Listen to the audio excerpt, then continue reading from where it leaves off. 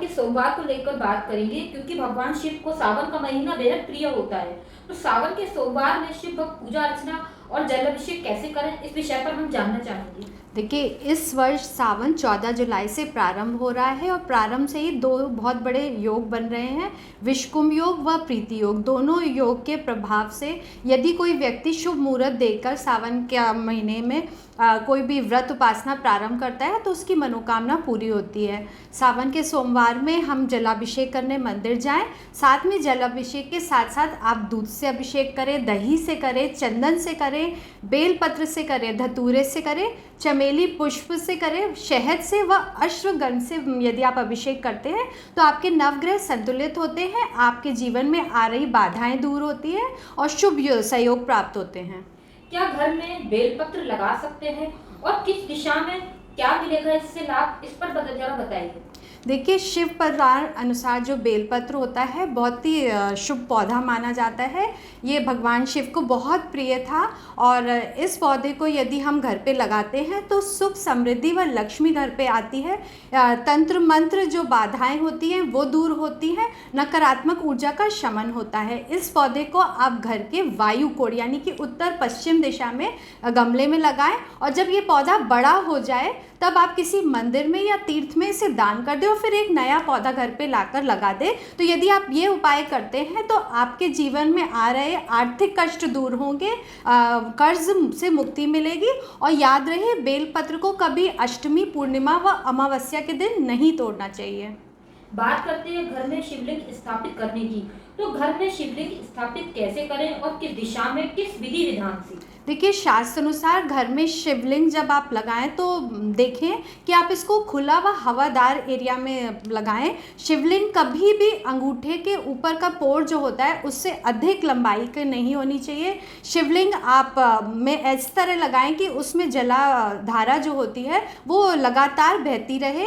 साथ में आप शिवलिंग सोने की लगा सकते हैं, चांदी की लगा सकते हैं, तांबे की लगा सकते हैं। नर्मदा रिवर का जो पत्थर होता है उसकी शिवलिंग बहुत शुभ मानी जाती है। स्फटिक का भी शिवलिंग आप घर पे लगा सकते हैं। शिवलिंग पर आप केतकी के पुष्प कभी ना चढ़ाएं, तुलसी कभी नहीं चढ़ाएं, सिंदूर कभी ना चढ़ाएं व हल्दी कभी ना चढ़ाएं। और ध्यान रहे, जब भी आप शिवलिंग घर पे स्थापित कर रहे हैं तो शिव दरबार की प्रतिमा उसके साथ में ज़रूर रखी हो। सावन के महीने में शिव भक्त क्या करें और क्या ना करें, इस विषय में बताएं। देखिए, पूरे सावन के महीने में शिव भक्त को मंदिर जाना चाहिए और शिवलिंग पर पंचामृत से अभिषेक करना चाहिए। और यदि आप सावन का सोमवार का व्रत रखते हैं तो आप मिल्क प्रोडक्ट्स ले सकते हैं और आप फलाहार ले सकते हैं। और यदि इस महीने आप रुद्राक्ष धारण करना चाहते हैं तो ये काम आप सावन के सोमवार कर सकते हैं। और जब रुद्राक्ष धारण करने जा रहे हैं तो किसी एक्सपर्ट से मिलकर रुद्राक्ष के मुख की गिनती अपनी कुंडली अनुसार निर्धारित करवा लें। सावन के महीने में व्यक्ति को अल्कोहल का सेवन नहीं करना चाहिए, अनियन गार्लिक का सेवन नहीं करना चाहिए, हेयर कट नहीं कराना चाहिए, शेव नहीं कराना चाहिए। और जब भी मंदिर जाएं, खास करके महिलाएं खुले बाल बिल्कुल भी ना जाएं। और ध्यान रहे, जब आप शिवलिंग पर अभिषेक कर रहे हैं तो उस पर केतकी के पुष्प व तुलसी कभी ना चढ़ाएं।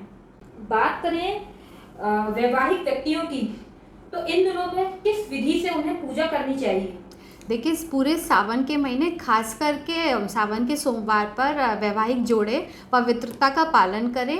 और जब भी आप मंदिर जा रहे हैं तो जोड़े से जाएं और शिव परिवार के समक्ष फल फूल चढ़ाएं। फूल आप श्वेत ले सकते हैं, चमेली का फूल चढ़ा सकते हैं, आप शिव दरबार पर कलावा चढ़ा सकते हैं और सामूहिक रूप में शिव चालीसा का पाठ करें। जो महिलाएं हैं वो माँ पार्वती के समक्ष हरी चूड़ियाँ चढ़ाएं, सिंदूर चढ़ाएं, मेहंदी चढ़ाएं। लेकिन शिवलिंग पर कभी भी सिंदूर नहीं चढ़ाना चाहिए। और महिलाएं जब भी मंदिर जाएं तो 16 श्रृंगार करके जाएं, बिंदी लगा के जाएं, पायल बिच्छुए पहन कर जाएं व मांग में सिंदूर भरें। और जो भी मंत्र उच्चारण कर रहे हैं वो आप अपने पार्टनर के साथ सामूहिक रूप में करें। भगवान शिव पर चढ़ने वाला बेलपत्र क्या बड़ी बड़ी परेशानियों का हल है और बेलपत्र का क्या महत्व है शिव पूजा में, इस बारे में बताइए। देखिए, बेलपत्र जो होता है पौराणिक कथानुसार कहते हैं कि माँ पार्वती के ललाट से जो पसीना निकला था उससे बेलपत्र की उत्पत्ति हुई थी। तो इस कारण कहते हैं कि बेलपत्र भगवान शिव को बहुत प्रिय होता है। लेकिन वास्तु अनुसार इस बेलपत्र को हम अपने घर में लगा सकते हैं, वायु कोण में लगा सकते हैं, और इसका प्रभाव से हमारे घर में हो रही जो भी बाधाएं हैं वो दूर होती, नेगेटिविटी का शमन होता है। बेलपत्र को जब भी आप शिवलिंग पर चढ़ाएं तो 3 या 5 की गिनती में चढ़ाएं, और जब भी चढ़ा रहे हैं तो अंगूठे, अनामिका व मध्यमा उंगली के से पकड़कर उसको चढ़ाएं, और बेलपत्र का जो चिकना हिस्सा होता है वो शिवलिंग पर टच होना चाहिए। तो इन विधि के अनुसार यदि आप बेलपत्र चढ़ाते हैं तो आपको शुभ फल की प्राप्ति होती है। अब बात करेंगे कुंवारी कन्याओं की। तो कुंवारी कन्याओं को इन दिनों में क्या उपाय करने चाहिए जिससे उनका विवाह जल्द से जल्द हो? देखिए, कुंवारी कन्याओं के लिए मेरे पास 3 उपाय हैं जो आप सावन के महीने में कर सकते हैं, और ख़ास करके सावन के सोमवार पर। यदि आप ये उपाय पूरे सावन करते हैं तो इसका फल आपको कई गुना मिलेगा और आपका जल्द से जल्द विवाह होगा। सबसे पहले आप शिवलिंग के समक्ष बैठ जाएं, शिव दरबार के सामने बैठ जाएं, और 108 गेंदे के पुष्प या आप नाग केसर का पुष्प शिव दरबार पर चढ़ाएं और ओम गौरी शंकराय नमः का पाठ कर सकते हैं। और जब भी आप ये उपाय कर रहे हो तो आप पीले वस्त्र धारण करें। दूसरा उपाय है कि आप पीले वस्त्र धारण करके केसर युक्त इत्र शिव दरबार पर छिड़के और उसके पश्चात ओम पार्वती पते नमः का जाप करें, और ये जाप आपको 108 बार करना है। तीसरा उपाय है आप बेलपत्र लें और बेलपत्र में केसरिया चंदन से राम लिखें, और इन बेलपत्रों को आप शिव परिवार के समक्ष चढ़ाएं, 108 की गिनती में चढ़ाएं और ओम नमः शिवाय का जाप करें। ये उपाय या तो आप पूरे सावन करें, या फिर यदि आप सावन के सोमवार ही कर रहे हैं तो सावन के सोमवार से प्रारंभ करते हुए 16 सोमवार की गिनती करते हुए आप इस उपाय को करते रहें। आपको अवश्य शुभ फल की प्राप्ति होगी।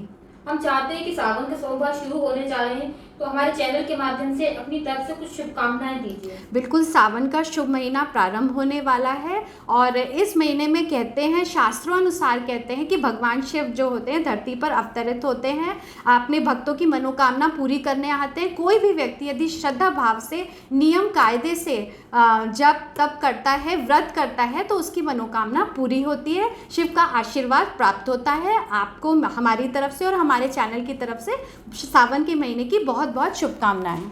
ओम नमः शिवाय।